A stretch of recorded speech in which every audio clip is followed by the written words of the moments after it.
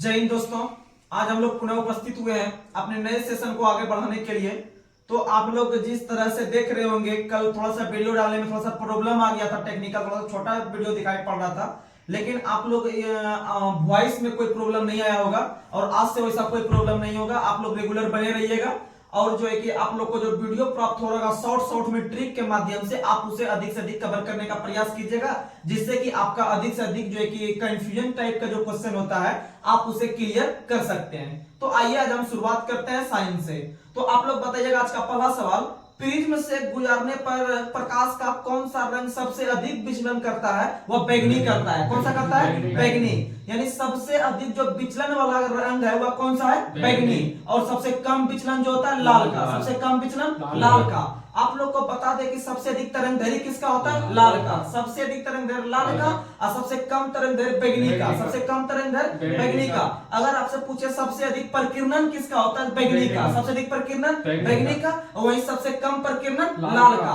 आपको सिर्फ मारना है सबसे अधिक तरंगदैर्घ्य लाल का, सबसे अधिक मारना है तरंगदैर्घ्य लाल का, और सबसे सब चीज में कम मारना है आपको बैंगनी का। याद रखिएगा, सिर्फ तरंगदैर्घ्य मारना है सबसे अधिक जो है कि लाल का। याद रखने की कोशिश कीजिएगा। और आप लोग को बता दें कि इंद्रधनुष दो प्रकार के होते हैं। इंद्रधनुष दो प्रकार के जो होते हैं, एक प्राथमिक इंद्रधनुष, एक द्वितीयक इंद्रधनुष। प्राथमिक इंद्रधनुष में बाहर की तरफ जो बनते हैं वो लाल रंग बनते हैं, और द्वितीयक इंद्रधनुष में जो बनते हैं बाहर की तरफ वो बैंगनी रंग बनते हैं। वो कौन सा बनते हैं? बैंगनी। और प्रकाश का प्रकीर्णन, प्रकाश का अपवर्तन, प्रकाश के पूर्ण आंतरिक परावर्तन, ये सभी मिलकर जो बनते हैं इंद्रधनुष को बनाते हैं। किसे बनाते हैं? इंद्रधनुष को बनाते हैं। और इंद्रधनुष में कुल 7 रंग होते हैं। कुल कितने रंग? 7 रंग। और 7 रंग में से सबसे बीच का जो रंग होता है वो हरा होता है। सबसे बीच का रंग हरा होता है। याद रखिएगा। अगला क्वेश्चन आप लोग को बताना है कि परमाणु घड़ी में संक्रमण किस तत्व पर आधारित होता है? सीजियम। किस पर होता है? सीजियम। किस पर होता है? सीजियम। याद रखिएगा।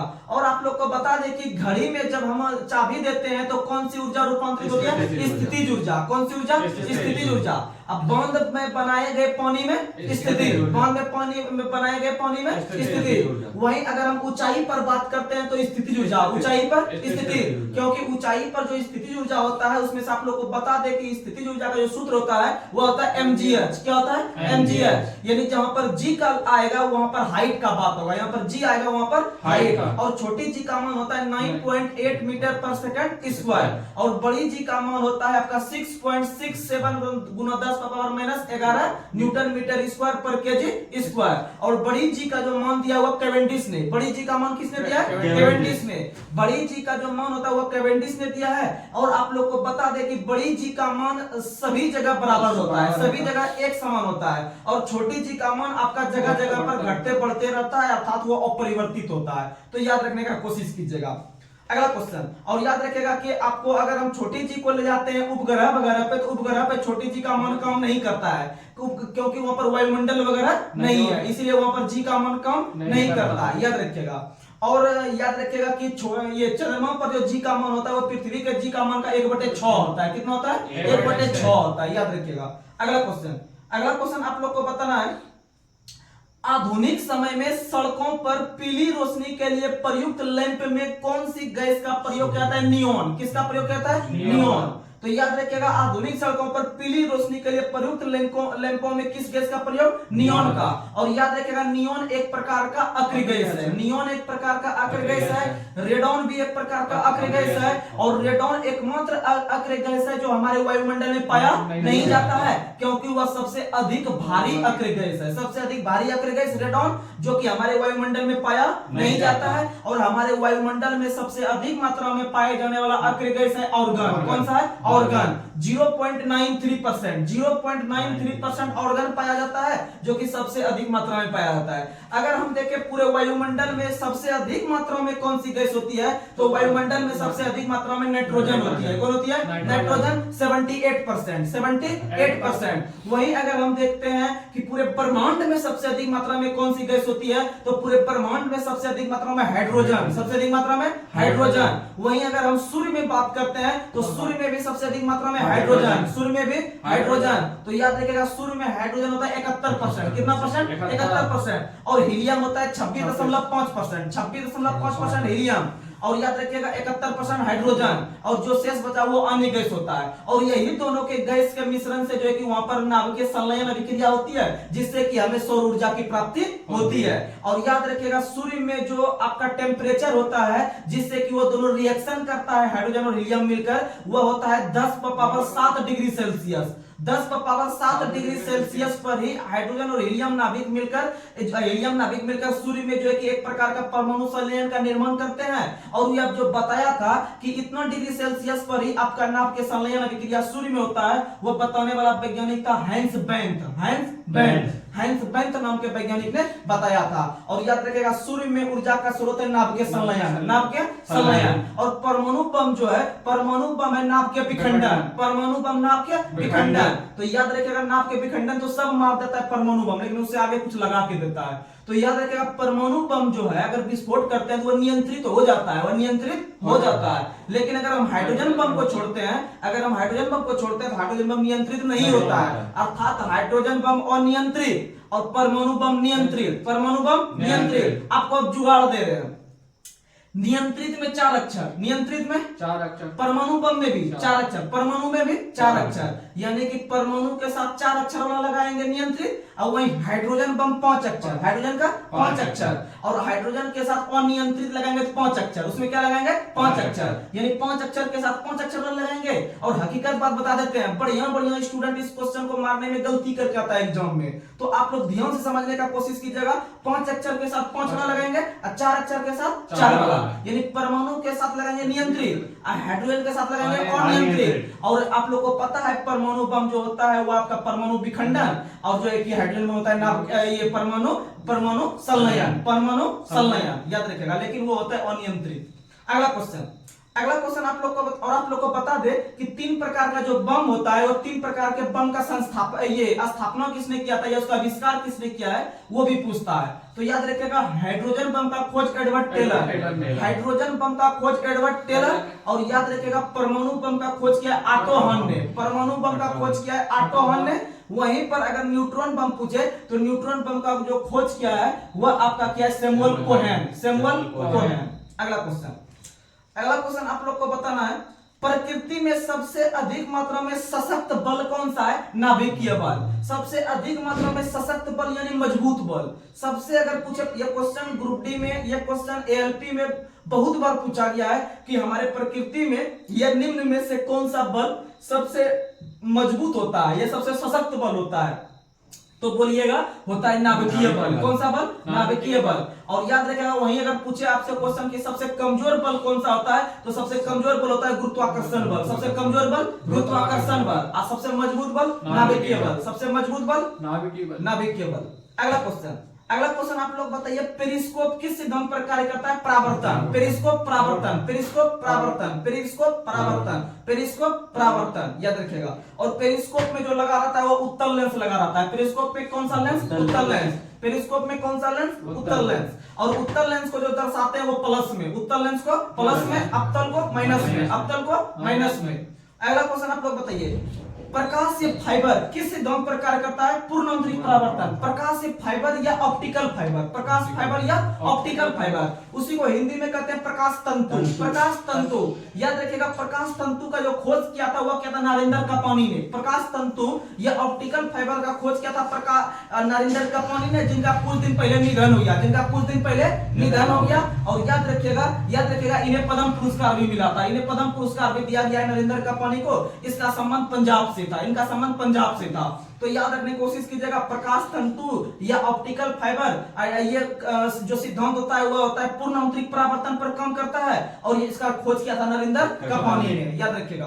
अगला क्वेश्चन आप लोग बताइए, अगला क्वेश्चन आप लोग को बताना है, और प्रकाश तंतु का जो प्रयोग होता है वह संचार सेवा में, किसमें होता है, संचार सेवा में। किसमें प्रयोग होता है, संचार सेवा में। अगला क्वेश्चन आप लोग को बताना है, सूर्योदय और सूर्यास्त के समय वायुमंडल में ललिमा रंग जो होता है वह प्रकाश के किस नियम पर, तो प्रकाश के प्रकीर्णन पर। आप लोग को बता दे कि अगर आपसे क्वेश्चन पूछे कभी भी लाल रंग या हरा रंग या काला रंग यानी रंग से अगर चर्चा करें तो वहां प्रकीर्णन लगाएंगे। क्या लगाएंगे? प्रकीर्णन। जैसे आपको पूछेंगे कि आकाश का रंग जो नीला दिखाई पड़ता है वो किसके कारण? प्रकाश के प्रकीर्णन। प्रकाश के प्रकीर्णन। अगर आपसे हम पूछे कि सूर्य का लाल रंग प्रकाश के प्रकीर्णन, सूर्य का लाल रंग प्रकाश के प्रकीर्णन। यहाँ पर सिर्फ क्वेश्चन बनाया है कि सूर्यास्त के समय, सूर्योदय के समय सूर्य का जो ललिमा या लाल रंग दिखाई पड़ता है किसके कारण? तो प्रकीर्णन। किसके कारण? प्रकीर्णन। अब तारा का टिमटिमाना अपवर्तन, तारा का टिमटिमाना अपवर्तन। अच्छा, मरुस्थल में मृग मरीचिका का बनना वह पूर्णांतरिक परावर्तन, पूर्णांतरिक परावर्तन। हीरा का चमकना भी पूर्णांतरिक परावर्तन, हीरा का चमकना भी पूर्णांतरिक परावर्तन। ये सब याद रखिएगा। अगला क्वेश्चन आप लोग को बताना है प्रकाश तरंगे एक प्रकार से किस प्रकार का तरंग है? विद्युत चुम्बक तरंग। कैसा तरंग है? विद्युत चुम्बक तरंग। प्रकाश तरंगे एक प्रकार का विद्युत चुम्बक तरंग है। अब देखिएगा विद्युत चुम्बक तरंग आप लोग के पास हम 5-6 रख रहे हैं, यही क्वेश्चन एग्जाम में आता है कि निम्न में से कौन सा एक ये विद्युत चुम्बक तरंग है? तो आप लोग समझिएगा, आप लोग के पास हम ट्रिक दे रहे हैं। गोआका एक गाय, पोआका दो रिका पादरी और लोआका दो अलाद, यानी गाय, पादरी, अलाद, यानी 2 2 4 3 7 को ऐसा तरंग है जो कि विद्युत चुम्बक तरंग है। तो उसमें से गोआ का एक गाय, तो गो से हो गया गामा किरण, ए से हो गया एक्स किरण, गाय हो गया, फिर पादरी, पो से पराबैंगनी किरण और दो से दृश्य विकिरण, ये भी क्या हो गया? ये विद्युत चुम्बक तरंग। गाय, पादरी, फिर हो गया अलाद, ओ से हो गया अवरक्त किरण, ओ से हो गया अवरक्त किरण, फिर लो से हो गया लघु रेडियो तरंग, फिर दो से हो गया दीर्घ रेडियो तरंग। यानी गाय, पादरी, अलाद, ये 7 को जो बोले आपके पास, ये सातों का सातों जो होता है वो सभी प्रकार के विद्युत चुम्बक तरंग होते हैं। याद रखिएगा। तो ये छठने में आपका ऑप्शन क्लियर हो जाएगा। और आप लोग को पता है कि गामा किरण का जो खोज किया है वो पॉल विलार्ड ने, गामा किरण का खोज पॉल विलार्ड ने, और गामा किरण का नामकरण रदरफोर्ड ने, गामा किरण का नामकरण रदरफोर्ड ने। और गामा किरण का भेदन क्षमता सबसे अधिक, गामा किरण का भेदन क्षमता सबसे अधिक। और याद रखिएगा कि जिसका भेदन क्षमता सबसे अधिक होता है उसका आयनन क्षमता सबसे कम होता है, उसका आयनन क्षमता सबसे कम, यानी भेदन क्षमता सबसे अधिक हो गया गामा का। और वहीं बोलेंगे कि सबसे कम आयनन क्षमता किसका? गामा का। क्या? किसका?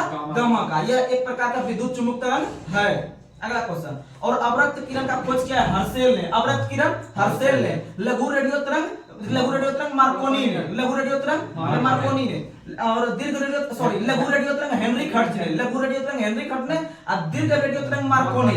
तो याद रखिएगा, दीर्घ रेडियो तरंग मार्कोनी, लघु रेडियो तरंग हो गया हेनरिक हर्ट्ज, और अवरक्त विकिरण का खोज हो गया हर्शेल, और एक्स किरण का खोज हो गया रोएंटजन, एक्स किरण का खोज हो गया रोएंटजन, और पराबैंगनी किरण का खोज हो गया रिटर, पराबैंगनी किरण का खोज हो गया रिटर। याद रखिएगा। अगला क्वेश्चन आप लोग को बताना है, लेम्बर्ट का नियम किससे संबंधित है? प्रदीप्त घनत्व से। लेम्बर्ट का नियम प्रदीप्त घनत्व, लेम्बर्ट का नियम प्रदीप्त घनत्व। अच्छा, टिंडल प्रभाव किस पर आधारित है? प्रकाश के प्रकीर्णन। टिंडल प्रभाव प्रकाश के प्रकीर्णन, क्योंकि टिंडल प्रभाव प्रकाश के प्रकीर्णन पर आधारित है। और इसका जो खोज किया था सीवी रमन ने, किसने खोज किया था? सीवी रमन ने 1928 में। इसके लिए इन्हें 1930 में नोबेल पुरस्कार दिया गया, और इसी के खोज के लिए भारत सरकार के द्वारा भारत रत्न 1954 में दिया गया, 1954 में। और इन्हीं के जन्म दिवस को प्रत्येक वर्ष 28 फरवरी को हम लोग राष्ट्रीय विज्ञान दिवस के रूप में मनाते हैं। लेकिन विश्व विज्ञान दिवस 10 नवंबर, विश्व विज्ञान दिवस 10 नवंबर, विश्व विज्ञान दिवस 10 नवंबर। याद रखिएगा। अगला क्वेश्चन आप लोग को बताना है। अगला क्वेश्चन, अल्फा बीटा गामा किरणों में किसकी भेदन क्षमता सबसे कम होती है? अल्फा। सबसे कम किसका? अल्फा। सबसे अधिक किसका? गामा। सबसे अधिक किसका? गामा। और वहीं पर बोलेंगे कि सबसे अधिक आयनन क्षमता किसका? अल्फा। सबसे अधिक आयनन क्षमता किसका? अल्फा, क्योंकि जिसका भेदन अधिक हो रहा है वो कम हो जाएगा, इधर जिसका कम है वो ज्यादा हो जाएगा। तो याद रखने की कोशिश कीजिएगा। और अल्फा बीटा गामा किरण की जो उत्पत्ति होती है वो नाभिक से। कहां से होती है? नाभिक से। और नाभिक का खोज जो किया रदरफोर्ड ने, नाभिक का खोज रदरफोर्ड ने। अर्थात ये जो तीनों किरण है अल्फा बीटा गामा, इन तीनों का खोज भी किसने किया? रदरफोर्ड ने। क्योंकि इसकी उत्पत्ति कहां से हो रही है? नाभिक से। कहां से हो रही है? नाभिक से। और याद रखिएगा, अल्फा जो होता है उसका प्रतीक चिन्ह, ये जो अल्फा जो होता है उसे दर्शाया जाता है प्लस में। किसमें? प्लस में। क्योंकि आपको लोग को हम बताएं कि अल्फा का जो ऑटो होता है हमेशा पूरा पिकअप में चलते रहता है, पूरा फास्ट चलता है, यानी हमेशा दूरी को प्लस में रखता है, हमेशा दूरी को प्लस में, यानी अल्फा किसमें जा रहा है? प्लस में। अब बीटा माइनस में, बीटा माइनस में। अगर अच्छा ऐसा बेटा नहीं बनता है घर में तो समझिए वो घर माइनस में चल जाता है, वो घर किस में चलता है? माइनस में, यानी beta minus, beta minus, beta minus. और याद रखिएगा गम बेचारा गम में रहता है, गम में, गम यानी इसको कोई प्रभाव नहीं है, अर्थात आवेशहीन, याद रखने की कोशिश कीजिएगा। अगला क्वेश्चन आप लोग को बताना है, एक ऐसा यंत्र का नाम बताइए जो धारा, वोल्टेज, प्रतिरोध ये तीनों को मापने में सहायक होता है। मल्टीमीटर। क्या बोलिएगा? मल्टीमीटर। क्या बोलिएगा? मल्टीमीटर। क्या बोलिएगा? मल्टीमीटर। आप लोग को पता होगा एक फॉर्म निकलता है मल्टीटास्किंग स्टाफ, एक फॉर्म निकलता है मल्टीटास्किंग स्टाफ। मल्टी का मतलब होता है जैसे आपको मैथ भी अच्छा आता है, जीके भी अच्छा आता है, रीजनिंग भी अच्छा बना लेते हैं, करंट भी अच्छा बना लेते हैं, कहता है कि ये मल्टी टैलेंटेड लड़का है, ये मल्टी टैलेंटेड स्टूडेंट है। कहने का मतलब ये ऑलराउंडर है, कि ये क्या है? ऑलराउंडर। तो उसी तरह से एक यंत्र है मल्टीमीटर। क्या यंत्र है? मल्टीमीटर। तो वो आपका धारा भी माप लेता है, वोल्टेज भी माप लेता है, प्रतिरोध भी माप लेता है। तो ये तीनों में ऑलराउंडर हुआ कि नहीं हुआ? अर्थात मल्टीमीटर। अर्थात कौन सा मीटर? मल्टीमीटर। और मल्टीटास्किंग स्टाफ जब आप बनिएगा एमटीएस एसएससी के थ्रू, तो आपका काम होता है कि ऑफिस में जो बड़े बड़े अधिकारी होते हैं उसको चाय भी पिला दिए, उसको पानी भी पिला दिए, उसको झाड़ू भी लगा दिए, उसका फाइल भी उठा के एक जगह दूसरे जगह रख दिए। तो ऐसा चीज होता है, अर्थात वो एक प्रकार का मल्टी टैलेंटेड आदमी है, यानी उसे कुछ भी करवा लो वो करने के लिए तैयार है। तो आप लोग याद रखिएगा कि उसी तरह से धारा मापने के लिए, वोल्टेज मापने के लिए, प्रतिरोध मापने के लिए क्या मारेंगे? मल्टीमीटर। क्या मारेंगे? मल्टीमीटर। लेकिन अल्टीमीटर ऊंचाई, अल्टीमीटर ऊंचाई, अल्टीमीटर ऊंचाई, फाइडोमीटर गहराई, फाइडोमीटर गहराई, फाइडोमीटर गहराई। समझ में आया? जब अल्टीमीटर ऊंचाई माप रहा है अर्थात वायुयान की ऊंचाई भी देगा तो मारेंगे अल्टीमीटर। क्या मारेंगे? अल्टीमीटर। अगला क्वेश्चन आप लोग को बताना है। अगला क्वेश्चन बताइए, मांसपेशी में पाए जाने वाला मुख्य प्रोटीन कौन सा है? मायोसिन। कौन सा है? मायोसिन। मांसपेशी में मायोसिन, मांसपेशी में मायोसिन अर्थात मायोलॉजी जब लगा देंगे इसमें तो मसे का अध्ययन कर लेंगे। मस का अध्ययन मायोलॉजी, मस का अध्ययन। एक और अगर हम बीएमआई लगा देंगे यानी बॉडी मास इंडेक्स, तो इसमें मांसपेशी का गणना कर लेंगे, मांसपेशी का गणना, मांसपेशी का गणना। और याद रखिएगा मांसपेशी में लैक्टिक अम्ल होता है। कौन सा अम्ल होता है? लैक्टिक अम्ल। जब उसमें थकावट वगैरह ज्यादा शरीर में आ जाता है तो लैक्टिक अम्ल के जमा होने के कारण है, लैक्टिक अम्ल के जमा होने के कारण है। और आप लोग को बता दें कि दूध दही में कौन सा अम्ल? लैक्टिक। दूध दही में लैक्टिक, मक्खन में ब्यूटरिक, मक्खन में ब्यूटरिक, मक्खन में ब्यूटरिक याद रखना है। उसी तरह से दूध दही में लैक्टिक, और आपको सिरका में एसिटिक, सिरका में एसिटिक, टमाटर में ऑक्जेलिक, टमाटर में ऑक्जेलिक, और टमाटर का लाल रंग लाइकोपीन, टमाटर का लाल रंग लाइकोपीन। और उसके बाद अगर हम बात करते हैं कि एक प्रमुख टमाटर से संबंधित एक प्रमुख किस्म है या उससे संबंधित जो प्रजाति होता है जो उसका फसल हम लगाते हैं जो कि अच्छा पैदावार होता है, उसका नाम है आपका अंगूर लता। अंगूर लता। अंगूर क्वेश्चन पूछता है कि अंगूर लता किस फसल की एक उत्तम किस्म है? तो टमाटर का। किसका है? टमाटर का। तो याद रखिएगा क्योंकि अंगूर की तरह टमाटर में पौधों में लटका हुआ रहता है आपका जो है कि अंगूर की तरह लटका हुआ रहता है टमाटर, यानी अंगूर लता किसका किस्म है? टमाटर। टमाटर। और टमाटर में ऑक्जेलिक, टमाटर में ऑक्जेलिक। और उसी ऑक्जेलिक अम्ल का प्रयोग, और उसी ऑक्जेलिक अम्ल का प्रयोग, उसी ऑक्जेलिक अम्ल का प्रयोग कपड़े में लगे जंग से धब्बे को हटाने के लिए। अगर आपको कपड़ों में जंग से धब्बा लग गया है तो उसे हटाने के लिए किस अम्ल का प्रयोग करेंगे? ऑक्जेलिक अम्ल। किस अम्ल का? ऑक्जेलिक। और टमाटर में भी कौन सा अम्ल? ऑक्जेलिक। और आप लोग को बता दें एक होता है बेंजोइक अम्ल, एक होता है बेंजोइक अम्ल। और वो जो बेंजोइक अम्ल होता है वो घास में होता है और पत्तों में होता है, घास में होता है और पत्तों में होता है। और उसी बेंजोइक अम्ल का प्रयोग, उसी बेंजोइक अम्ल का प्रयोग दवाई बनाने में, किसको बनाने में? दवाई। और याद रखिएगा उसी बेंजोइक अम्ल का प्रयोग खाद्य पदार्थ को सुरक्षित रखने में, खाद्य पदार्थ को सुरक्षित रखने में या संचय रखने में। और याद रखिएगा उसी बेंजोइक अम्ल से एक यौगिक बनता है जिसका नाम है सोडियम बेंजोएट, सोडियम बेंजोएट। और सोडियम बेंजोएट का प्रयोग भी खाद्य पदार्थ को सुरक्षित रखने में, याद रखने का प्रयास कीजिएगा। आगे अगला क्वेश्चन बताना है, प्रोड्यूसर गैस किन दो गैस का मिश्रण है? CO plus N2, CO plus N2, producer gas CO plus N2। और याद रखिएगा अगर आपसे हम पूछे जल गैस या वाटर गैस तो CO plus H2, CO plus H2, क्योंकि जल को बनाने में H2 की आवश्यकता होगा तो CO प्लस H2 हो गया जल गैस, और CO प्लस N2 हो गया आपका producer gas, CO plus N2 हो गया प्रोड्यूसर गैस, याद रखिएगा। और जल गैस को भौप अंगार गैस भी कहते हैं, जल गैस को भौप अंगार गैस के रूप में भी जानते हैं। अगला क्वेश्चन आप लोग को बताना है। अगला क्वेश्चन बताइए, छेनी किस प्रकार के इस्पात से बनाया जाता है? टंगस्टन इस्पात। कौन सा इस्पात? टंगस्टन। और याद रखिएगा टंगस्टन का संकेत होता है W, टंगस्टन का संकेत होता है W, टंगस्टन का संकेत W। और याद रखिएगा कि आपका जो बल्ब का जो फिलामेंट बना होता है वो किसका बना होता है? टंगस्टन का। किसका बना होता है? टंगस्टन का।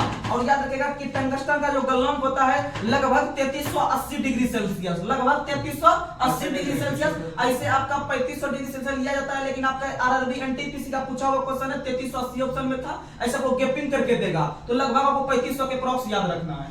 ठीक, अगला क्वेश्चन आप लोग को बताना है रेडियोधर्मी पदार्थ का खोज किसने किया है? Madam Curie.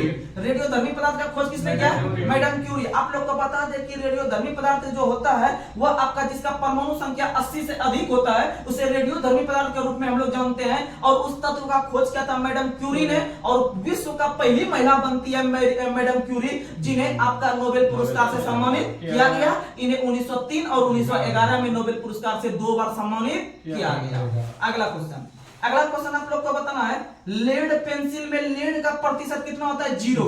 लेड पेंसिल जो आप लोग पेंसिल से लिखते हैं उसमें लेड यानी शीशा का परसेंटेज होता है 0। वो तो ग्रेफाइट होता है। वो क्या होता है? ग्रेफाइट। वो क्या होता है? ग्रेफाइट। उसमें आपका शीशा का परसेंटेज नहीं होता है, याद रखिएगा ग्रेफाइट। और वही ग्रेफाइट आपका हीरा का अपर रूप है। हीरा का सॉरी कार्बन का अपर रूप है। किसका अपर रूप है? कार्बन का। यानी कार्बन का 4 अपर रूप याद रखिएगा, हीरा, graphite, fullerene, graphene. Fullerene, graphene, हीरा, ग्रेफाइट, ये कार्बन का अपर रूप है। और याद रखिएगा ग्रेफाइट विद्युत का सुचालक है। ग्रेफाइट विद्युत का सुचालक है, और वहीं आपका हीरा विद्युत का कुचालक है। हीरा विद्युत का कुचालक है। और पूरे धरती पर, पूरे ब्रह्मांड में सबसे कठोर पदार्थ हीरा है। सबसे कठोर पदार्थ हीरा। लेकिन सबसे कठोर तत्व पूछे तो प्लेटिनम। सबसे कठोर तत्व प्लेटिनम, लेकिन सबसे कठोर पदार्थ पूछे तो हीरा। सबसे कठोर पदार्थ हीरा, क्योंकि हीरा एक तत्व नहीं है। हीरा एक तत्व नहीं है। अगला क्वेश्चन बताइए प्रिज्म में कितने सतह होते हैं? 7। प्रिज्म में कितना सतह? 7। प्रिज्म में कितना सतह? 7। और आप लोग को बता दें कि प्रिज्म से कितना रंग गुजरता है? 7 रंग। कितना रंग? 7 रंग। और सबसे अधिक जो विचलन होता है बैगनी का। सबसे अधिक विचलन बैगनी का, याद रखिएगा। अगला क्वेश्चन आप लोग बताइए एंडोस्कोपी एक यंत्र है जो आपको पेट की अंदर की जांच करता है पाइप के द्वारा। वो प्रकाश के किस सिद्धांत पर? ऑप्टिकल फाइबर पर। किस पर काम करता है?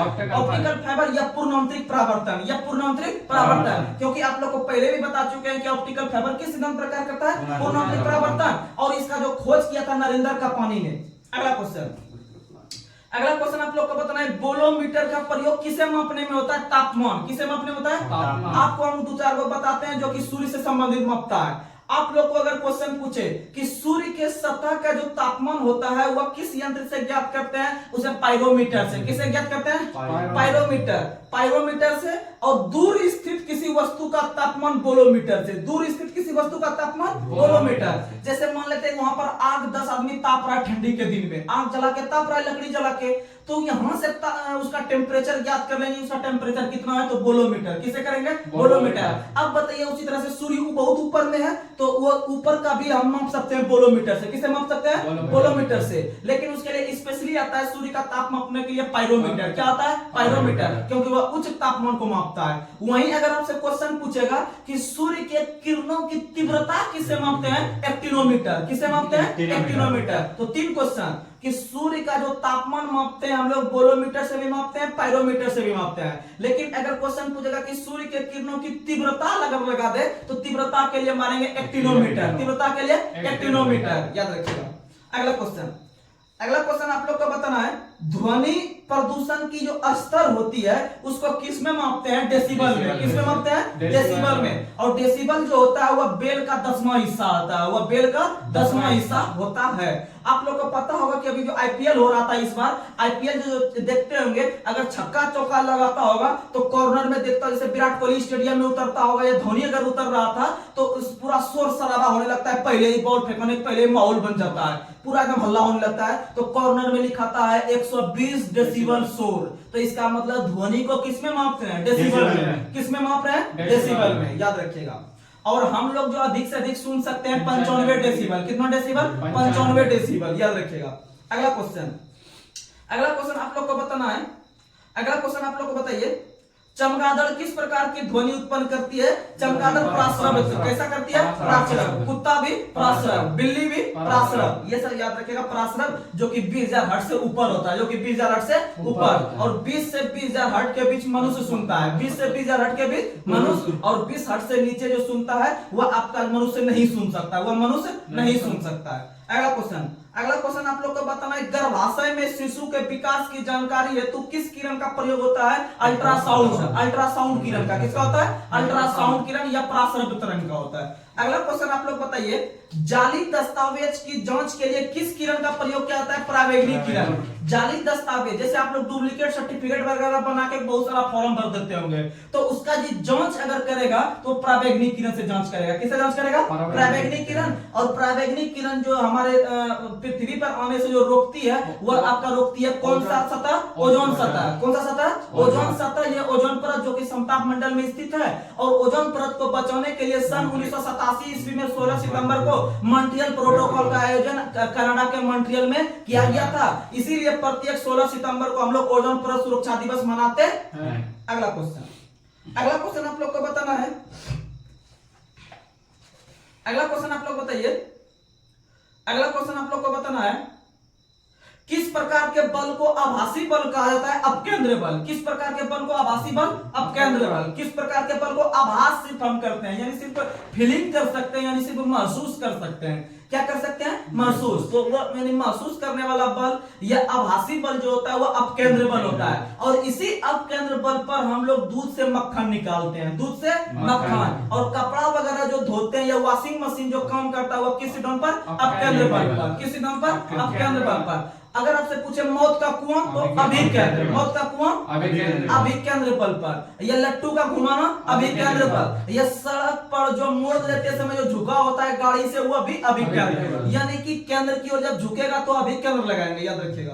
अगला क्वेश्चन आप लोग बताइए, अगला क्वेश्चन आप लोग को बताना है, आर्द्रता का मापन किसके द्वारा किया जाता है? हाइग्रोमीटर। आर्द्रता का मापन हाइग्रोमीटर। आर्द्रता का मापन हाइग्रोमीटर। आर्द्रता का मापन, आर्द्रता का मापन हाइग्रोमीटर। आर्द्रता का मापन हाइग्रोमीटर। वहीं अगर आपसे पूछे अपेक्षित घनत्व का मात्रक तो हाइड्रोमीटर। अपेक्षित घनत्व हाइड्रोमीटर। यानी अगर घनत्व लगाएगा तो वहां डॉ लगाएंगे, घनत्व लगाएगा तो वहां डॉ लगाएंगे। अगर वहां आर्द्रता तो लगाएगा तो वहां गो लगाएंगे, तो वहां क्या लगाएंगे? गो।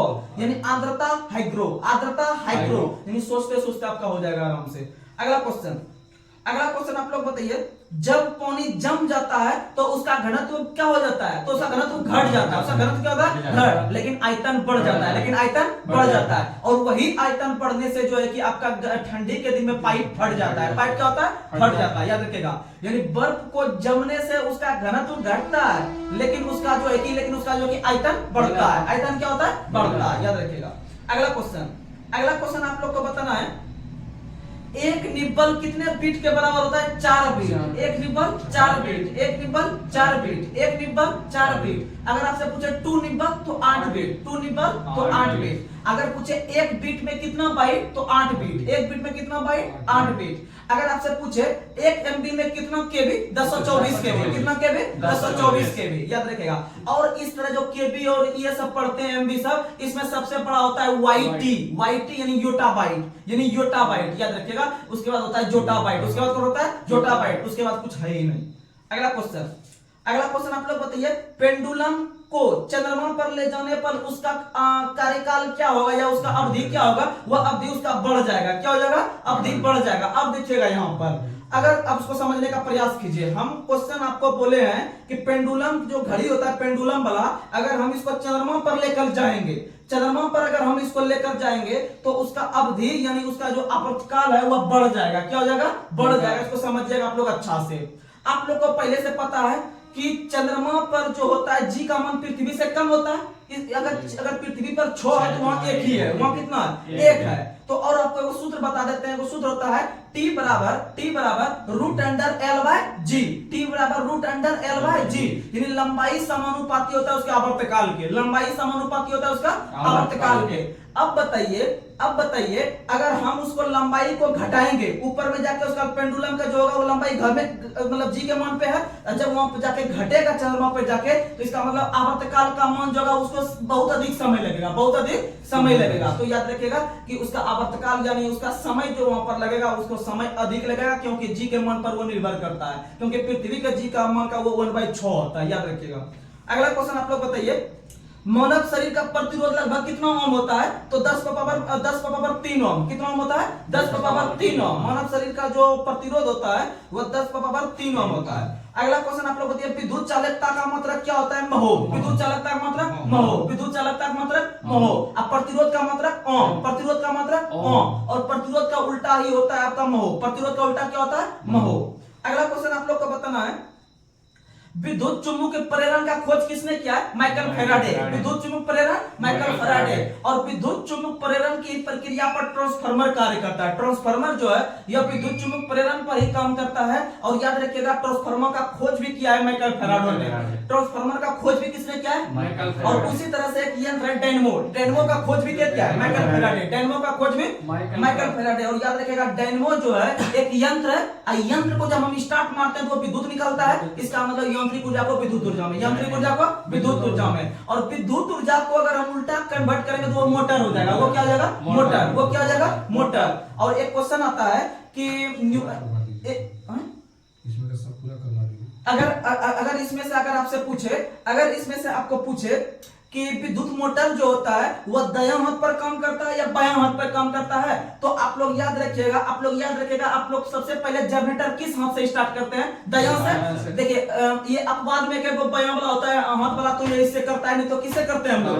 दायां से सट करते हैं। यानी कि मोटर ये जो जनरेटर है, जनरेटर दायां हाथ पे काम करता है। किस हाथ पे? दायां हाथ। जब जनरेटर मेरा दायां ले लिया तो आपका जो इधर मोटर बचा वो कौन लेगा? बायां। मोटर कौन लेगा? बायां। यानी मोटर स्टार्ट करने के लिए बटन से चाप देंगे तो काम चल जाएगा, या एगो ऐसे तार फंसा देंगे तो काम चल जाएगा।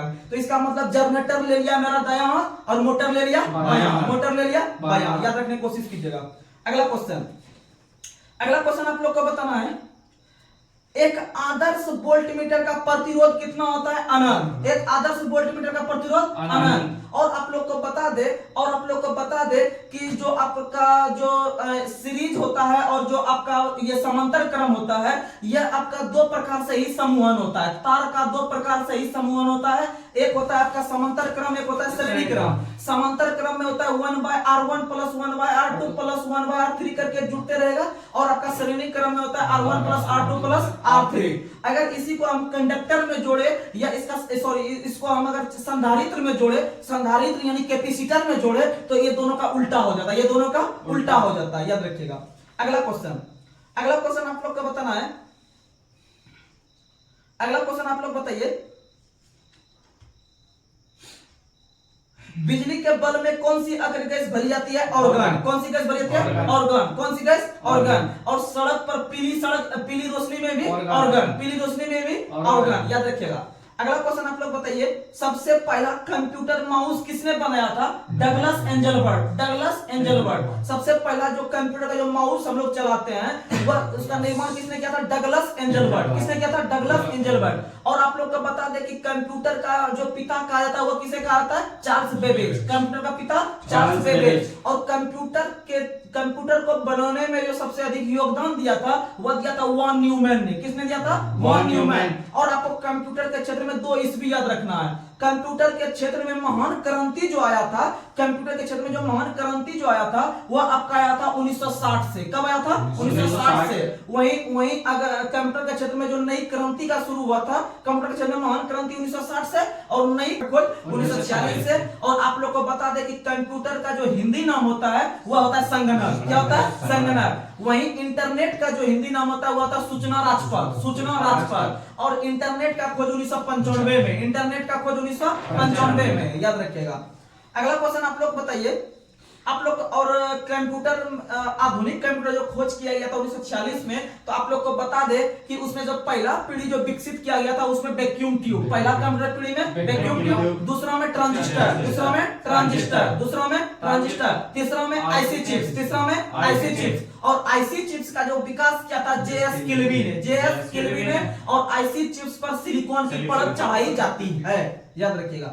अगला क्वेश्चन आप लोग को बताना है, अगला क्वेश्चन आप लोग बताइए, मोनोजाइट किसका अयस्क है? थोरियम का। मोनोजाइट किसका अयस्क है? थोरियम का। और आपको बता दें कि मोनाजाइट जो थोरियम का अयस्क है अर्थात थोरियम के उत्पादन में भारत पूरे विश्व में 1 नंबर पर है। पूरे भारत में मोनाजाइट के उत्पादन या थोरियम के उत्पादन में पूरे विश्व में भारत 1 नंबर पर है। और भारत में केरल एक ऐसा राज्य है जहां पर कि आपका सबसे अधिक उत्पादन होता है किसका? थोरियम का। और थोरियम का उत्पादन केरल के समुद्री आपका इलाका जो है उसका जो घाटी है वहां पर उसका उत्पादन होता है। और याद रखिएगा और आप लोग को बता दें कि थोरियम का जो परमाणु संख्या होता है, थोरियम का जो परमाणु संख्या होता है वह कितना होता है? थोरियम का परमाणु संख्या जो होता है वह आपका होता है 88। कितना होता है? 88। अगला क्वेश्चन आप लोग को बताना है कि जल का प्रभाव मापने के लिए किस यंत्र का प्रयोग होता है? क्यूसेट। किसका होता है? क्यूसेट। जल का प्रभाव मापने के लिए क्यूसेट। वहीं अगर बंद नली है, बंद नली में अगर पानी जा रही है तो बंद नली में जो पानी जा रही है उसका गति ज्ञात करने के लिए बेंचुरीमीटर। किसका? बेंचुरीमीटर। यानी कि आपका जो पानी बह रही है यानी एक प्रकार का नदी में हो या आपका एक प्रकार का मोटा मोटा पाइप में हो, अगर बंद नलिका में जा रही है उसका प्रयोग हम करेंगे बेंचुरीमीटर। और याद रखिएगा कि आपका नदी में जो धारा जो बहती है या नदी में जो पानी बहती है वो बर्नौली के नियम को पालन करती है। कौन से नियम को? बर्नौली के नियम। या आंधी आने पर जो छप्पड़ या बड़ा बड़ा घर जो उड़ जाता है वह भी किस नियम पर? बर्नौली। और याद रखिएगा घर में जो पंखा लगा हुआ होता है सीलिंग फैन, ये जो घूमती है जब हवा देने लगती है तो यह भी किस यंत्र पर काम करती है? किस नियम पर? बर्नौली। किस नियम पर? बर्नौली। जैसे आप लोग फुहारा निकालते हैं, जैसे कि होली वगैरह में आप लोग वो रंग खेलते होंगे, रंगोली जो आप लोग जो यूज करते हैं जो पानी निकलता है वो अभी किस नियम पर? बर्नौली। किस नियम पर? बर्नौली। ये सब याद रखने का कोशिश कीजिएगा। अगला क्वेश्चन और एक बता दें कि चक्रवात की गति टी स्केल। चक्रवात की गति टी स्केल। चक्रवात की गति टी स्केल। और चक्रवात जो उत्पन्न होता है वह निम्न दाब से, वह निम्न वायु दाब से। किससे उत्पन्न होता है? निम्न वायु। यानी सेंटर में निम्न वायु दाब बनता है तभी जो वहां विस्फोट होता है और चक्रवात उत्पन्न होता है। अगला क्वेश्चन आप लोग को बताना है पारद थर्मामीटर का आविष्कार किसने किया है? पारद थर्मामीटर का आविष्कार किया है फारेनहाइट ने। किसने किया है? फारेनहाइट ने। थर्मामीटर का आविष्कार किया है फारेनहाइट ने। और आप लोग को बता दें कि फारेनहाइट पैमाना में जो हम लोग तापमान मापते हैं मनुष्य का वह मापते हैं कितना? 98.6। कितना मापते हैं? 98.6 डिग्री फारेनहाइट। वहीं केल्विन में मापते हैं 310 केल्विन। और वहीं अगर सेल्सियस में मापते हैं तो 37। सेल्सियस में 37। सेल्सियस में 37। और सबसे अधिक जो टेम्परेचर होता है वह बकरी का होता है। किसका होता है? बकरी का। किसका होता है? बकरी का। याद रखिएगा। अगला क्वेश्चन आप लोग बताइए परमाणु सिद्धांत किसने दिया है? John Dalton. परमाणु सिद्धांत जॉन डाल्टन। परमाणु सिद्धांत जॉन डाल्टन। याद रखिएगा परमाणु सिद्धांत जॉन डाल्टन। अच्छा आप लोग बताइए आधुनिक आवर्त सारणी किसने दिया है? मोसले। आधुनिक आवर्त सारणी आधुनिक आवर्त सारणी मोसले ने 1913 में दिया था। और आधुनिक आवर्त सारणी परमाणु संख्या पर आधारित है। और आधुनिक आवर्त सारणी जो मोसले ने दिया था और मोसले का संबंध था ब्रिटेन से। मोसले का संबंध ब्रिटेन से। वहीं अगर आपसे आवर्त सारणी पूछे, वहीं अगर आपसे आवर्त सारणी पूछे तो मेंडलीव ने दिया है। किसने दिया है? मेंडलीव ने। और मेंडलीव ने जो दिया है वह आपका दिया है आपका परमाणु भार के घटते क्रम पर। परमाणु भार के घटते क्रम पर। और मेंडलीव का संबंध था रूस से। मेंडलीव का संबंध रूस से। और मेंडलीव ने 1869 में दिया था। कब दिया था? 1869 में। याद रखिएगा। और ये जो आप पढ़ते हैं हाइड्रोजन का संकेत H, हीलियम का संकेत He, ये सब जो संकेत दिया है विभिन्न तत्व का, इसका संकेत दिया है आपका बर्जीलियस ने। किसने दिया? बर्जीलियस। वही बर्जीलियस जो उत्प्रेरक का खोज किया है, जो उत्प्रेरक का खोज किया है। और वही बर्जीलियस जो प्रोटीन का खोज किया है, जो प्रोटीन का खोज किया है। और उत्प्रेरक याद रखिएगा उत्प्रेरक अभिक्रिया की दर को घटाता है और बढ़ाता है, घटाता और बढ़ाता है, अर्थात अभिक्रिया की दर को परिवर्तित करते रहता है। अगला क्वेश्चन आप लोग को बताना है। अगला क्वेश्चन समुद्री जल को किस प्रक्रिया के द्वारा शुद्ध किया जाता है? आसवन विधि। किस विधि के द्वारा? आसवन। अच्छा ये आपका जो होता है आपका कपूर जो होता है शुद्ध वह किस विधि के द्वारा? कपूर जो होता है ऊर्ध्वपातन। कपूर जो होता है ऊर्ध्वपातन। नेफ्थलीन जो होता है ऊर्ध्वपातन। नेफ्थलीन जो होता है ऊर्ध्वपातन। ये सब याद रखिएगा जो कि सीधा आपका ठोस से किस में चल जाता है? गैस में। ठोस से गैस में। अगला क्वेश्चन आप लोग बताइए। अगला क्वेश्चन आप लोग को बताना है पीवीसी का फुल फॉर्म क्या होता है? पीवीसी का full form polyvinyl chloride. Polyvinyl chloride. Polyvinyl chloride. अगला क्वेश्चन आप लोग बताइए बारूद का आविष्कार किसने किया है? Roger Bacon. बारूद का आविष्कार रोजर बेकन। बारूद का आविष्कार रोजर बेकन। बारूद का आविष्कार किया है रोजर बेकर ने। और याद रखिएगा सीमेंट का जो खोज किया है जोसेफ स्पीडिंग ने। सीमेंट का खोज किया है जोसेफ स्पीडिंग ने। और भारत में सीमेंट का पहला कारखाना चेन्नई में लगाया गया था। कहां लगाया था? चेन्नई में। और याद रखिएगा भारत में पहला ऊनी वस्त्र उद्योग जो लगाया गया था कानपुर में। ऊनी वस्त्र उद्योग कानपुर में, क्योंकि आप लोग को पता होगा कि कहता है कि ठंडी में कम से कम कोई वस्त्र ढको न ढको, लेकिन कान ढक के रखो। क्या ढक के रखो? कान, अर्थात ऊनी वस्त्र से ढक के रखो। किससे ढक के रखो? ऊनी वस्त्र, यानी ऊनी यानी ऊन। ऊन का जो पहली फैक्ट्री लगा था कानपुर में। कहां लगा था? कानपुर में। कानपुर गंगा नदी किनारे, कानपुर गंगा नदी किनारे। और 1857 के विद्रोह में कानपुर से भारत नायक थे नाना साहेब और तांतिया टोपे। नाना साहेब और तांतिया टोपे याद रखने की कोशिश कीजिएगा। और कानपुर से जो वहां से अंग्रेज नायक थे दबाने वाले, वो थे कैंपबेल। कौन थे? कैंपबेल। कौन से कानपुर, कौन से कैंपबेल, कौन से कानपुर, कौन से कैंपबेल। अगला क्वेश्चन आप लोग को बताना है, मानव शरीर की सबसे बड़ी मिश्रित ग्रंथि कौन सी है? अग्नाशय। कौन सी है? अग्नाशय। मानव शरीर की सबसे बड़ी मिश्रित ग्रंथि अग्नाशय। और याद रखिएगा कि मानव शरीर का सबसे बड़ी ग्रंथि यकृत। सबसे बड़ी ग्रंथि यकृत। सबसे बड़ी ग्रंथि यकृत। और मानव शरीर की सबसे बड़ी अंतःस्रावी ग्रंथि है थायराइड। सबसे बड़ी अंतःस्रावी ग्रंथि थायराइड। याद रखने की कोशिश कीजिएगा। अब आइए आते हैं आपका जीके पे। अगला क्वेश्चन आप लोग को बताना है कि भारत का क्षेत्रफल कितना है? भारत का क्षेत्रफल आपका कितना है? 32,87,263 वर्ग किलोमीटर। भारत का क्षेत्रफल 32,87,263 वर्ग किलोमीटर। याद रखने की कोशिश कीजिएगा। और यह पूरे विश्व के क्षेत्रफल का 2.7%। 2.7% याद रखिएगा। अगला क्वेश्चन आपको बताना है, अगला क्वेश्चन आप लोग को बताना है, कहेंगे 2.7 मिलता है, कहेंगे 2.42 भी मिलता है, तो आप लोग टेंशन नहीं लीजिएगा। भारत का क्षेत्रफल पूरे विश्व का क्षेत्रफल का 2.42% है। 2.42%। 2.42%। अगला क्वेश्चन आप लोग बताइए कि भारत किस महाद्वीप में है? एशिया महाद्वीप में। किस महाद्वीप में? एशिया। और एशिया महाद्वीप के अंदर अभी वर्तमान समय में अपना देश भारत है, जो पूरे विश्व में सबसे अधिक जनसंख्या कहां निवास कर रही है? भारत में। कहां निवास कर रही है? भारत में। और भारत में जो निवास कर रही है पूरे विश्व की जनसंख्या, तो उसमें से जो निवास कर रही है लगभग 17%। कितना परसेंट? 17% पूरे इंडिया में है, जो कि चाइना को भी पीछे छोड़ दिया है। जो कि चाइना को भी पीछे छोड़ दिया, याद रखेगा। अब बात करते हैं जनसंख्या। तो आपको बता दें जनसंख्या दिवस या जनगणना दिवस जो प्रतिवर्ष मनाया जाता है कितने तारीख को? 11 जुलाई। जनसंख्या दिवस प्रत्येक वर्ष 11 जुलाई को। और याद रखिएगा जनगणना का अध्ययन डेमोग्राफी। जनगणना का अध्ययन डेमोग्राफी। जनगणना का अध्ययन डेमोग्राफी। याद रखिएगा। अगला क्वेश्चन आप लोग को बताना है कि भारत विश्व का कितना सबसे बड़ा क्षेत्रफल की दृष्टि से देश है? 7वां। कितना बड़ा? 7वां। कितना बड़ा? 7वां। और पूरे विश्व में सबसे बड़ा देश कौन सा है क्षेत्रफल में? रूस। कौन सा है? रूस। क्षेत्रफल में कौन सा है? रूस। तो आप लोग को थोड़ा सा हम ट्रिक दे देते हैं क्षेत्रफल के अनुसार, जो है कि 4-5 तक रैंक याद रख लीजिएगा तो आराम से कम हो जाएगा। तो याद रखिएगा इसका ट्रिक आपको दे रहे हैं क्षेत्रफल के अनुसार। तो याद रखिएगा रोमदुका को रुक नहीं बोलते हैं, रुक आ रहे हैं। तो याद रखिएगा रुक चीन, रुक चीन, रुक के बाद चिन्ह लिखिएगा। रुक चिन्ह अब आ, नहीं कहते अभी रुक जाओ तुम तो उसके बाद आना। तो रुक चीन अब आ, यानी रोमदुका को रुक से 2 देश बना लेंगे। तो रूस से क्या बना लेंगे? रूस। क्या बना लेंगे? रूस। और को से क्या बना लेंगे? कनाडा। को से क्या बना लेंगे? कनाडा। उसका तीसरा हम बोल रहे हैं चीन का नाम, तो चीन को ले लेंगे, यानी टॉप 3 में कौन आ गया? चीन। उसके बाद अब आ, तो ओ से बना लेंगे, ओ से बना लेंगे अमेरिका, ओ से बना लेंगे अमेरिका, ओ से बना लेंगे अमेरिका। अब फिर उसी में बो है, बो से ब्राजील, बो से ब्राजील, यानी अब तक पहुंच गए। फिर लास्ट में ले रहे हैं आ, लास्ट में ले रहे हैं आ से ऑस्ट्रेलिया, आ से ऑस्ट्रेलिया, आ से ऑस्ट्रेलिया। गिनिएगा तो 6 गो पूछ जाएगा, यानी कि रोमदुका को रुक, चौमदिका नो चीन से एक ही को बनाएंगे चीन, ओ बो अब, आ के आ, यानी 6 गो हो गया। 7वां नंबर पे कौन है? भारत। 7वां नंबर पे कौन है? भारत। एक बार फिर से रिकॉल कराते हैं। रोमदुका को रुक यानी रूस, चीन, सॉरी रूस कनाडा, रूस कनाडा। तीसरा नंबर पे चीन, ओ बो ओ, यहाँ ओ देंगे यहाँ बो देंगे, ओ से क्या हो जाएगा? अमेरिका। अब बो से ब्राजील, बो से ब्राजील, आ से ऑस्ट्रेलिया, आ से ऑस्ट्रेलिया। और 7वां कौन है? भारत। 7वां कौन है? भारत। याद रखिएगा।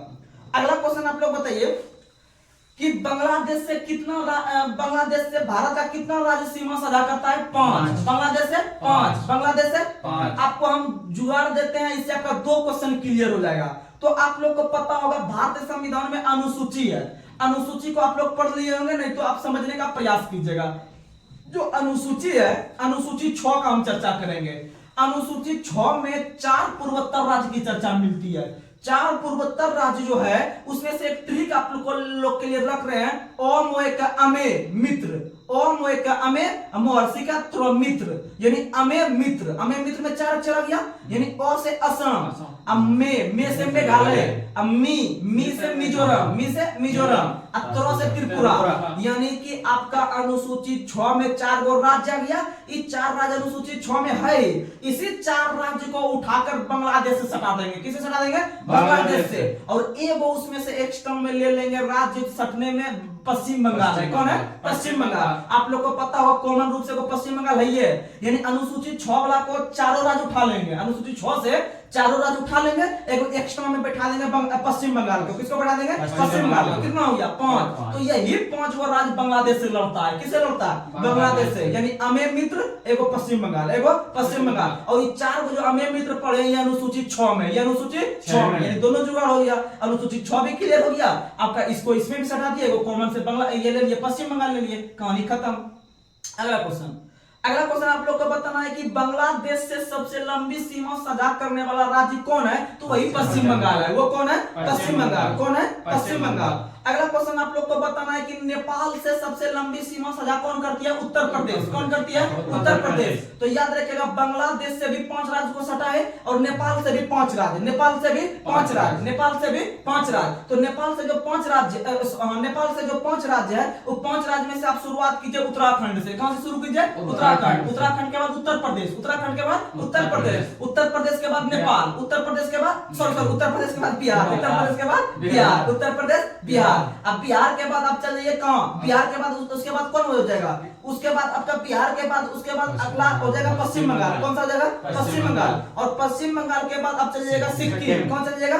सिक्किम। और सिक्किम के बाद आपका कोई भी नहीं सटेगा। तो आप आराम से 5 याद रख लीजिएगा, फिर से रिकॉल कर लीजिए। सबसे पहले उत्तराखंड को कॉर्नर से लेंगे, उत्तराखंड, उत्तराखंड के बाद उत्तर प्रदेश, उत्तर प्रदेश के बाद बिहार, अब बिहार के बाद पश्चिम बंगाल और पश्चिम बंगाल के बाद सिक्किम, पश्चिम बंगाल के बाद सिक्किम। ये 5 राज्य हो गया। और 5 में सबसे अधिक उत्तर प्रदेश है, सबसे अधिक उत्तर प्रदेश। और बांग्लादेश में 5 बताए, सबसे अधिक पश्चिम बंगाल, सबसे अधिक पश्चिम बंगाल। अगला क्वेश्चन, भारत का सबसे दक्षिणी बिंदु कौन सा है? इंदिरा पॉइंट। सबसे दक्षिणी बिंदु इंदिरा पॉइंट। सबसे उत्तरी बिंदु इंदिरा कॉल, यानी उत्तर में कॉल और दक्षिण में पॉइंट, दक्षिण में पॉइंट, यानी इंदिरा पॉइंट हो गया दक्षिण में। और उसी इंदिरा पॉइंट का पुराना नाम है आपका पिग्मेलियन पॉइंट या पार्किसन पॉइंट, या पार्किसन पॉइंट याद रखिएगा। और आपका उत्तरी बिंदु का नाम हो गया, क्या हो गया?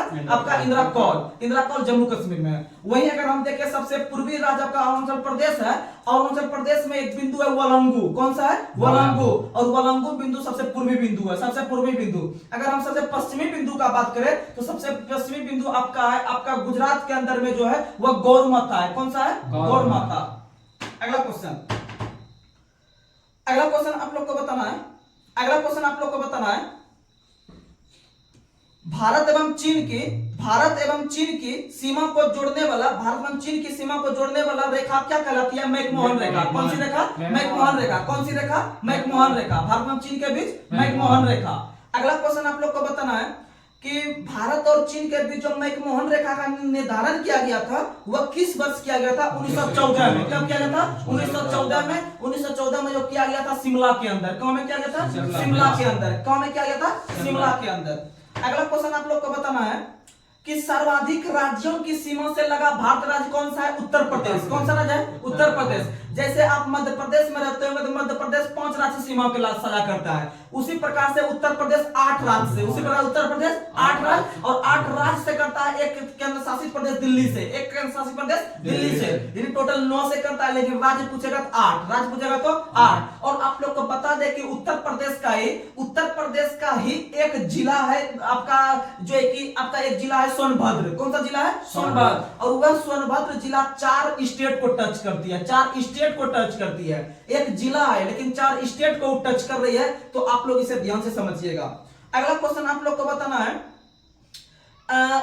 काराकोरम दर्रा, जोजिला दर्रा, फिर पंजाल दर्रा, बनिहाल दर्रा, बुर्जी दर्रा, ये सारा दर्रा जो है वो कहां है? जम्मू कश्मीर में। ये कहां है? जम्मू कश्मीर में। तो आपको एक ट्रिक दे रहे हैं, आप लोग याद रखिएगा। क्वाका जोप काजब बोआका बोहरसू का बाबू, यानी क्वाका जोप काजब बोआका बोहरसू का बाबू, यानी काजब बाबू, काजब बाबू। तो का से हो जाएगा आपका काराकोरम, जो से हो जाएगा जाएगा जोजिला, अब पौ से हो जाएगा फिर पंजाब दर्रा, अब बाबू, बौ से बनियाल, अब बू से बुर्जिल, बू से बुर्जिल। यानी कि काजब बाबू मारेंगे जम्मू कश्मीर, काजब बाबू मारेंगे जम्मू कश्मीर, काजब बाबू कहां मारेंगे? जम्मू कश्मीर। उसी तरह से अगर हम हिमाचल प्रदेश का बात करते हैं तो हिमाचल प्रदेश में जाके हम लोग शराब पिएंगे, हिमाचल प्रदेश में जाके क्या पिएंगे? शराब। यानी 100 से हो जाएगा, 100 से हो जाएगा आपका शिवकिला दर्रा, 100 से शिवकिला दर्रा। रो से रोहतांग, रो से रोहतांग, और उसी रोहतांग का नाम बदलकर अटल सुरंग, उसी रोहतांग दर्रा का नाम बदलकर अटल सुरंग। और बौ से मारेंगे बड़ा लचा दर्रा, बौ से मारेंगे बड़ा लचा दर्रा। यानी कि शिवकिला दर्रा, रोहतांग दर्रा, बड़ा लाचा दर्रा, तो शुरू का सबका नाम काट लिया शराब। क्या बना लिया उसको? शराब। शराब कहां जाके पिएंगे? हिमाचल। शराब कहां पिएंगे? हिमाचल। और याद रखिएगा अलग से बिहार दरोगा का पूछा हुआ क्वेश्चन था पिछला बार मेंस का कि डेप्सा दर्रा किस राज्य में है, तो डेप्सा दर्रा भी हिमाचल प्रदेश में है। डेप्सा दर्रा भी कहां है? हिमाचल प्रदेश। डेप्सा दर्रा भी हिमाचल प्रदेश। लाहौल स्पीति भी कहां है? हिमाचल प्रदेश। लाहौल स्पीति भी कहां है? हिमाचल प्रदेश के कांगड़ा डिस्ट्रिक्ट में, हिमाचल प्रदेश के कांगड़ा डिस्ट्रिक्ट में। तो आइए आज का लास्ट सवाल आप लोग के पास हम लोग रख रहे हैं, तो आप लोग जो है कि बताइएगा, उसके बाद कमेंट बॉक्स में कमेंट भी आप लोग को पूछेंगे, हम लोग बताइएगा। आप लोग बताइए भारत का मानक समय इलाहाबाद के निकट किस स्थान से गुजरती है? मिर्जापुर। किस स्थान से? मिर्जापुर, जो कि 82.5 डिग्री पूर्वी देशांतर रेखा कहलाती है, जो कि 5 भारत राज्य से गुजरती है। कितना भारत राज्य से? 5 राज्य। तो 5 राज्य में उत्तर प्रदेश से निकल रही है, तो उत्तर प्रदेश से निकाल के उसको कहां घुसाएंगे? उत्तर प्रदेश से निकाल कर उसे कहां घुसाएंगे? जल्दी बताइए। मध्य प्रदेश में। कहां घुसाएंगे? मध्य प्रदेश। मध्य प्रदेश से छत्तीसगढ़, मध्य प्रदेश से छत्तीसगढ़, छत्तीसगढ़ से उड़ीसा, छत्तीसगढ़ से उड़ीसा, उड़ीसा से आंध्र प्रदेश, उड़ीसा से आंध्र प्रदेश। कहानी खत्म। यानी उत्तर प्रदेश, मध्य प्रदेश, छत्तीसगढ़, छत्तीसगढ़ से उड़ीसा, और उड़ीसा से आंध्र प्रदेश, उड़ीसा से आंध्र प्रदेश। ये 5 राज्य से होकर गुजरती है आपका 82.5 डिग्री देशांतर, जहां से हम लोग समय जोन जो उसे मानते हैं, याद रखेगा। तो आप लोग कमेंट बॉक्स में कमेंट का जवाब दीजिएगा जो अभी आप लोग के पास हम क्वेश्चन पूछ रहे हैं। तो अगला क्वेश्चन आप लोग के लिए कमेंट बॉक्स में कमेंट दीजिएगा। मेरा क्वेश्चन आप लोग के पास है कि भारत के सर्वाधिक राज्य की तटरेखा किस राज्य की है? यानी भारत की सबसे लंबी तटरेखा वाला राज्य कौन सी है?